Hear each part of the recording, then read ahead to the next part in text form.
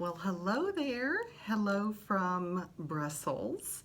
I actually have been in two cities in Belgium. I spent 2 days in Bruges and 2.5 days in Brussels.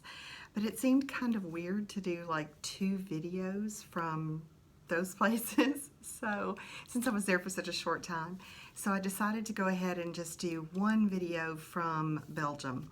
But hello from Brussels, like I said. I am getting ready to load the train to go to Paris, which is my very last stop on my European adventure for 2017. As you can see behind me, I am still in my hotel room, and I have this giant stack of luggage behind me. Let me pan this so you can see. I have 1, 2, 3, 4, 5. I have 6 bags if you count my little crossbody purse. And yeah, that's a problem. It's like I don't know exactly what I'm gonna do in terms of putting that more condensed in order to get home from the airport. Um, yeah, I guess I guess we'll see. I have considered buying another piece of luggage. Don't judge me. And consolidating a couple of those bags and putting them, into the new piece of luggage and then checking the second piece to go home. I'd already, kind of established that I'd have to pay to check a second bag. I'm just not sure if I can condense what I have enough that I can just check that where is it? It's over here. The Vera Bradley bag, as my second bag, or if I need to just go ahead and buy a suitcase and check it as my second bag. So, stay tuned for that. I've got like 4 days before I have to decide how I'm going to manage that. And I'm going to try to put it out of my mind. Now, this morning I have to catch a train to Paris, which is never easy when you have loaded down luggage like I do. The train journey itself is fabulous. I'm not worried about it at all. It's the getting on and off the train by myself and, finding a place to put all the luggage and all that. But that's all my own fault. Apparently, I'm the world's worst packer. I have the best of intentions and then I pack too much. And along the way, I buy treats, for myself and for my family and friends, and I buy too much. And I keep every receipt and every little map and every piece of paper that I accumulate along the way. World's worst. So yeah, that's how this has happened. But I don't want to spend the whole time talking about the panic that I feel in terms of my packing. I want to talk a little bit about my experiences in Belgium.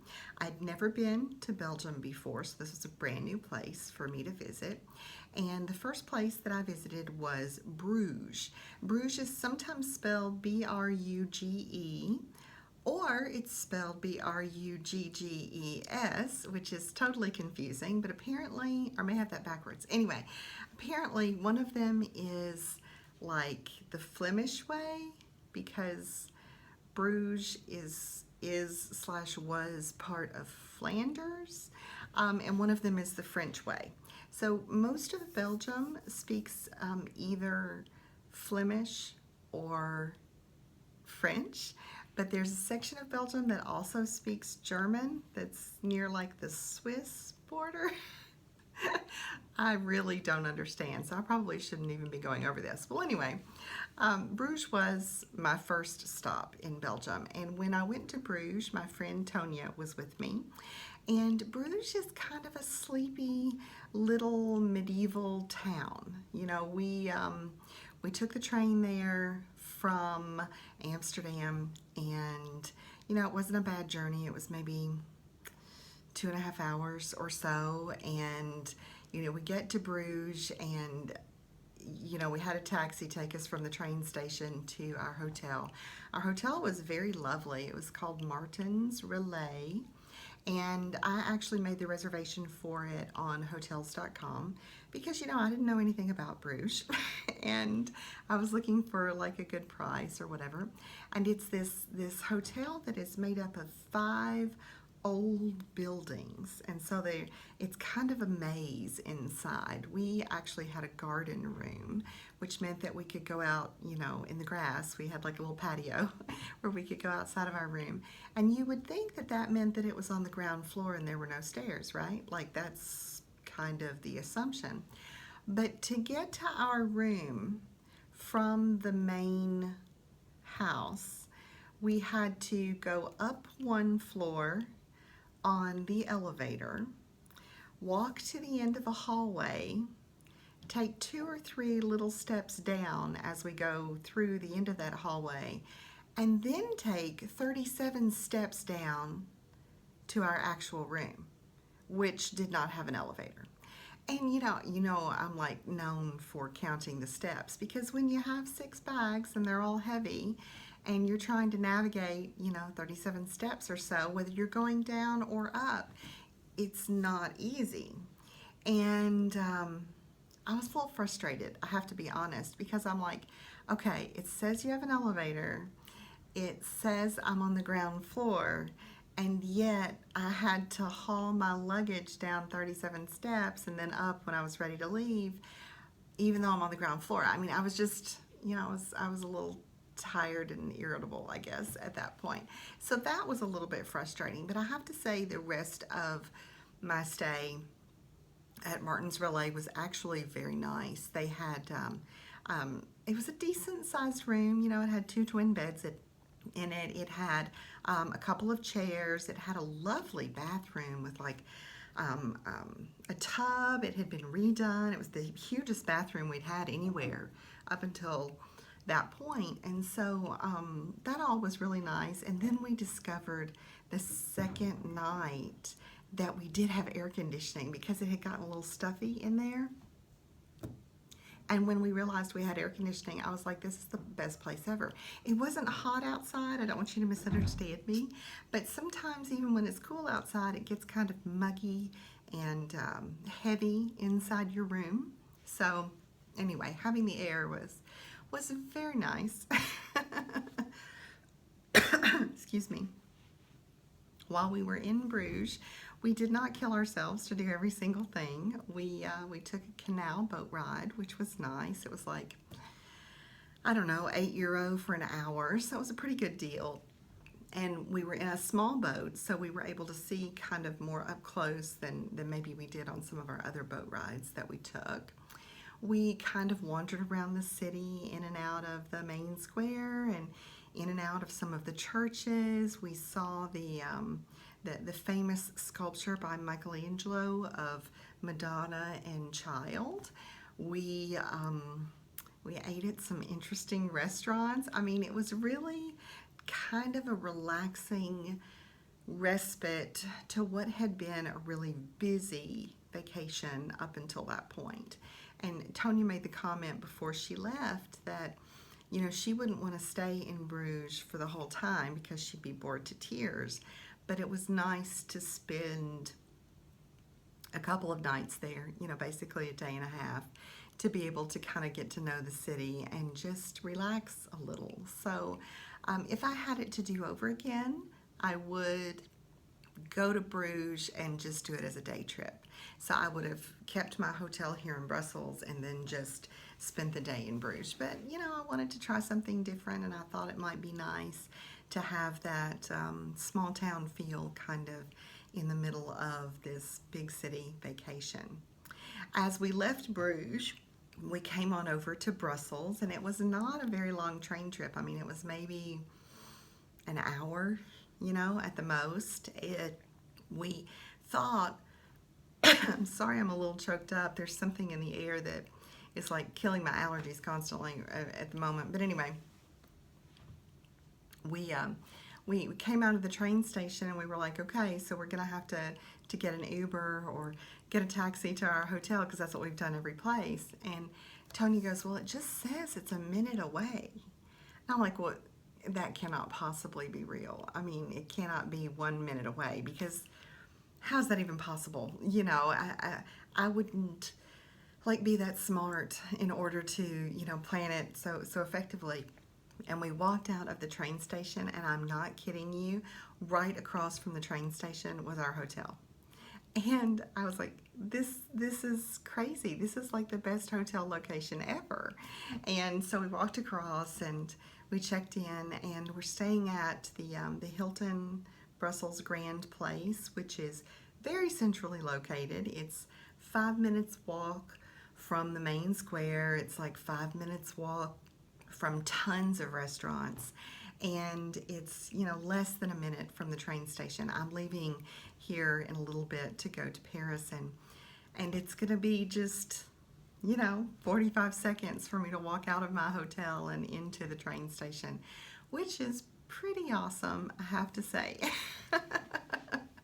So I feel really lucky about that.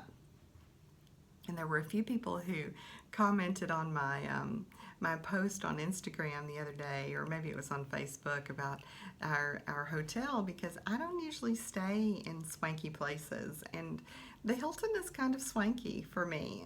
So it's been nice to maybe have a little step up in service, and it, like the quality of the room and the building and the newness and all of that kind of thing. But it did not come cheap. I paid quite a bit for the 2 nights here in Brussels. So the first afternoon that we got here, Tonya wanted to go get a gift for her husband from the Harley Davidson store. So we went on an adventure to the outskirts of Brussels, and we took a metro and a bus and went to the store, and then we took a different bus and the same metro to come home. So we took care of that, and then later that evening we did kind of a brief walking, get to know Brussels. We went to see their famous statue. It's called Manneken Pis. No, I totally did not make that up. And it's of a little boy who is peeing into a fountain. It's kind of a strange statue, quite honestly, because it's little. I mean, it's like maybe 2 or 3 feet tall, and it dates back, gosh, to the 1600s.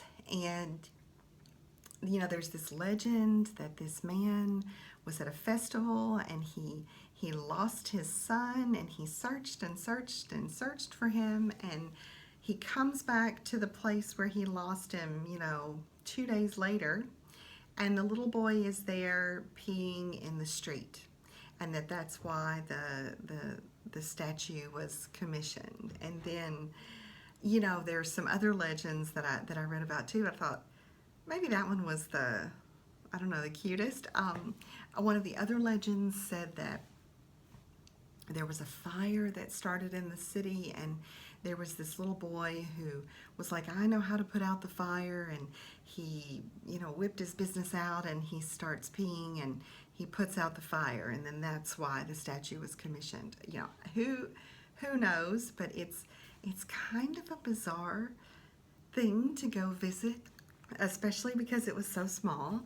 And you know, we got there, and Tony and I were looking at each other, and we were sort of like, is that it? I mean, is this it? Is this the real one? Because we kept running into shops that had like chocolate versions of the Manneken Pis, or there was a candy shop that had a giant turquoise, you know, Manneken Pis that was like more life size, even larger than life, I guess, for a little kid.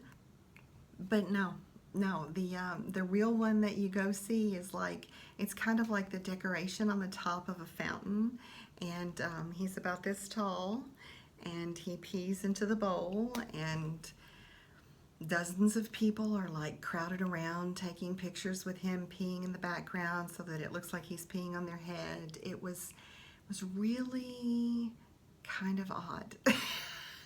But we saw it, and we took a picture of it. Now, we did not take a selfie with it because we didn't think that was, what we wanted to record. But yeah, it was kind of a strange moment. And we ran into this mom and her daughter from the US, and they were kind of looking at us and we were looking at them, and the lady goes, "Is this it? Are we at the real thing?" And we're like, "Well, there's a sign and all these people are crowded around. Yeah, we think this is it." So that's just kind of a funny story, that something that the city is so well known for felt like such kind of a hokey thing, like not a big deal kind of thing. I don't know. So we kept wandering around, and we ended up in the main square. It's called Grand Place, or Grand Place, I should say, or Grote Market.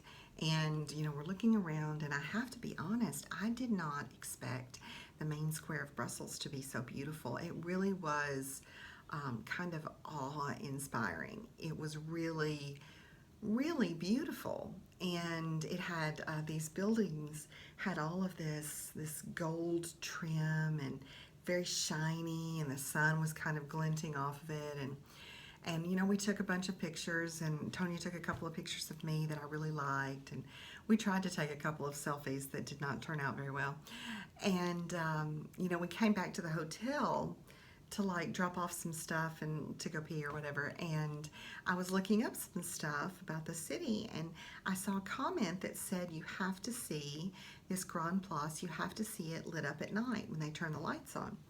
So I'm like, "Tonya, it says that we have to go back and see this at night. I mean, I know we already saw it in the daytime. It was really crowded. But, I mean, I really feel like on your last night here, you need to see something special." So she agrees, And I'm like, "Can you make it that long? Because it doesn't get dark here until like 10:30. And I was afraid they wouldn't turn the lights on until at least like 10 or 10:30. And she said, yeah, she could make it. And so one of our listeners, one of my Scrap Gals listeners, Allison, had given me some recommendations for where to eat, and we decided to go and visit Chez Leon, which was excellent. Tonya had like a fish stew kind of thing. It was 2 or 3 different kinds of fish and a cream sauce with vegetables, and she said she really liked it. And then it was like something that I would probably eat at home, but it was basically chicken and mushrooms in a cream sauce with a biscuit. Like they had an actual biscuit, and it was all kind of arranged really pretty, and it had a salad, and it might even came with French fries, because FYI, Belgium is kind of known for its French fries. Did you know that? I had no idea that Belgian French fries were a thing. But it was a fabulous meal, and it was pretty reasonable. I think it ended up being maybe 20 or 25 euros a piece after we added in our cocktails and our dinner. And, so we enjoyed a leisurely dinner outside. I was a little bit chilly. Brussels is not a warm place. So I had on, like a shirt and a sweater and a scarf, and then I had like my raincoat in my bag. It was pretty chilly, and not necessarily because it was so cold, but the wind was really strong, and that wind just kind of cuts through you. I read later that Brussels is kind of infamous for having worse weather than London, which I'd never heard before either. So it's apparently pretty gray and cool and windy here regularly. So that's probably not a place that I'd want to spend a whole lot of time for that reason, like, seasonal, depressive kinds of things. But definitely a place that I'm glad I visited. So Saturday morning, Tonya flew back home. She has to go back to work this week.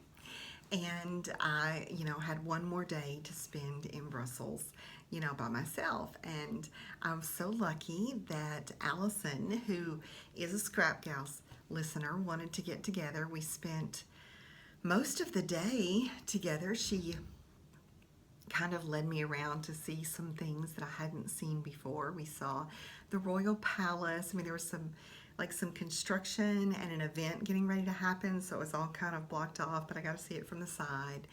And she showed me like the Ministry of Justice and, you know, some really cool Art Deco buildings, or some buildings that had some Art Deco elements, which I really liked. And then we ended up going into two art museums. We went to the Magritte Museum, which, you know, Belgians are really proud of the artist Magritte, who was from here. But he was sort of hard for me to appreciate. It was lots of surrealism, and, you know, like one that kind of sticks out to me was a fish standing like on a palace step overlooking the ocean. So I spent a lot of that time just kind of thinking to myself, I don't understand. I don't get it. And I think that Allison felt much the same way, so I felt a little bit better about myself. You know, I want to be able to appreciate that kind of art, but it just felt a little bit too odd. There was no rational connection for me between why he was putting certain objects in the wrong kinds of places. You know, maybe I just need to know more about him in order to be able to understand it. But I just felt very confused as we walked through that museum. And he did have an Impressionist period, which I appreciated. I liked those a lot. And he did do some sort of just some sort of basic sketches that, you know, like people had people heads on them, and, you know, fish lived in the water, and the sky was where the sky was supposed to be, and so those made sense to me. He had some landscapes that I thought were really pretty. But yeah, I spent a lot of time in that museum just feeling kind of, I know I should be getting this, but I'm really not. And then the other museum we visited, oh, and I am going to slaughter the pronunciation of this, Fin de Siècle, maybe? I don't know. I shared the name of it on an Instagram post, but it was more from about it was art from about the 1880s until about 1950, 1960 or so. And so it encompassed, you know, that Art Deco period that I think is so interesting. And it was funny because I didn't recognize a lot of the painters. I mean, there were some paintings that I was like, oh, I've seen this before somewhere, but then I didn't recognize like the name of the artist. And you know, I'm glad that I saw it, but it was just this kind of weird combination of art. I mean, there were pieces that were kind of reminiscent of the Middle Ages, you know, where they were kind of like recreating the Middle Ages in the art. And then there were pieces that were very fantasy oriented, that looked like something that would be maybe on the cover of a science fiction novel. And then there were pieces that reminded me of maybe Mucha or Dali, like I saw in Prague, you know. So it was just kind of this strange combination of art that I found interesting, but it was a little overwhelming, if I'm honest. And maybe that has as much to do with the fact that I'm nearing the end of a 7-week trip. You know, maybe I was just a little bit tired at that point. And you know, after we had been through the two museums, Allison asked me if I wanted to do, there were like 3 more, and I was like, you know, I think I'm full up on art right now. And she felt the same way, so that worked out really well, because I hated to like take that time away from her if that were something that she really wanted to do, you know. So yeah, that was a little different, a little bit. We ended up walking to Square. Again, I'm probably slaughtering the pronunciation. And we had a lovely meal at a diner. Originally, we were just going to have like a cocktail and a snack and then go to dinner later. And then it took so long for us to be waited on and that kind of thing that we're like, we might as well just have an early dinner. So I had a Flemish dish. I had the Flemish beef stew, which I highly recommend. It was really, really good. It was sort of like a beef stew that I would make here at home, that I would make in the US, but it was much richer, and she said that a lot of that richness, that sweetness comes from cooking it in beer. Now, I'm not somebody who really likes beer. I mean, there are a few things that I can drink and survive and not be miserable, but I knew that the taste would mostly cook off in the process, and so I ordered it, and it was really nicely done. And I kind of wish that I'd had like Flemish stew before now. Like I should have had that once in Bruges too, so I could have compared them or something. But I was too busy eating waffles and that kind of thing. So I really enjoyed it. And then we walked around a bit more and finished up our night with some ice cream at Haagen-Dazs before I returned to my hotel, and she took the train home. But it was so nice to be able to meet yet another scrap gal and to have some great conversations and to really get to feel like, I was getting to know her.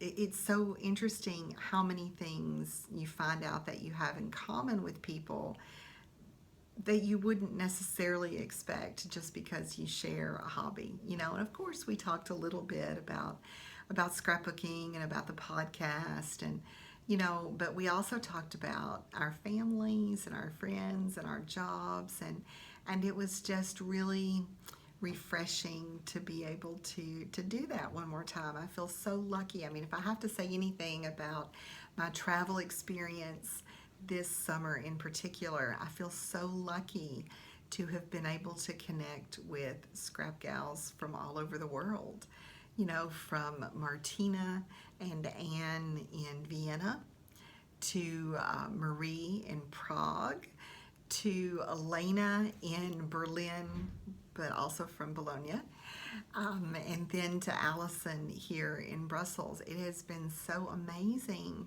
to be able to meet them and get to know them and to feel like, those are some real relationships. I love getting to know people online, and obviously I think that that's important, or I wouldn't do these videos and that kind of thing. But to be able to connect with someone in person that you've only known online is so amazingly special. I'm going to Paris today, and I'll be meeting up with Caroline from Paris for dinner tomorrow night. She and I first got to know each other 2 years ago when I spent several weeks in Paris, and I think I'm going to have dinner with my landlord from Paris, Jerry, and his daughter Madeline before I leave too. And so it's like my dream of getting to know people all over the world and like forming these friendships and being able to connect when I'm in the right part of their country. That is so amazing. That has really been, I think, the biggest gift of this whole travel extravaganza. The luggage, not so much of a gift, but getting to know people and getting to see their cities through their eyes and just to talk with them and get to form those relationships. It's really been more special than I can even put into words. I don't know. So I have one more stop, and I don't know, do you guys want one more video from Paris? It's like I'm not going to be there very long, and I've been to Paris before. I guess you'll just have to tell me if you want a video from Paris or not, because if nobody really wants to see one, I probably won't do one. I am going to be recording a session of the podcast from Paris because Tracy and I have had to kind of juggle our time a little bit, and we need to do a show for this week. We plan to do it tomorrow, so fingers crossed that happens according to plan, because we want to be able to have a show up for you all. And then once I get back to the US, we'll get back on our regular taping schedule, and she and I will be, doing shows in person. I know that that kind of makes a difference in the chemistry and the pacing of the show, so we prefer it that way too. And then it'll be like back to real life. It'll be almost time to go back to school and all that sort of thing. But I have to tell you, these 7 weeks that I've spent in Europe this summer have been so amazing. And I'm excited about going home, but I'm already feeling sad that I'll be, away from this amazing place for a year or two, maybe 2 years this time, because of things that I have going on next summer. But we'll talk more about that in another session. For now, I just wanted to kind of hop on and talk to you all for a little bit before I caught my train. I'm saying goodbye to Brussels. I don't know if Brussels is a city, or Bruges for that matter, if those are cities that I ever feel like I need to return to from a tourist perspective. I might have to come back and visit Allison. But from a tourism perspective, I feel like I've seen kind of most of the important things, and I feel pretty good about it. The food was great. The people were friendly. I felt welcomed. It was easy to speak English. And when I did, try to speak my pitifully accented French, people were very kind. But yeah, I wanted a taste of Belgium, and I think that I got that. I might at some point want to come through and stop in Antwerp or in Ghent, because I hear that those are some pretty amazing cities to visit as well. But Brussels and Bruges, I feel like I can kind of check off my bucket list. I feel like I've seen the most important parts of them. And who knows what's in store for my next trip. I'll have to start thinking about that, like maybe after Christmas or something. I want to be able to savor the trip that I've just experienced for a while before I start thinking about where I might go next time. So, hello from Brussels and goodbye from Brussels. If I talk with you again via video for this trip, it'll be from Paris. So let me know if that's something that you'd like to hear and see. And I hope that you all are enjoying a relaxing summer with your friends and family. If you're working, I hope that maybe the pace has slowed down a little bit for you and you've been able to enjoy some lazy summer evenings. And I hope you all are getting crafty while you're at it. I am excited to be making some things, so hopefully when I get home I'll be able to finish up my next online class and I'll feel super energized to continue scrapbooking this trip. But that'll be something that I talk a little bit about in this week's podcast, I think. So be sure you tune in to listen to that if you're interested in how my scrapbooking aspect of this trip is going and how I plan for it to go. All right, I will say au revoir for now, and I will talk with you again soon. Bye-bye.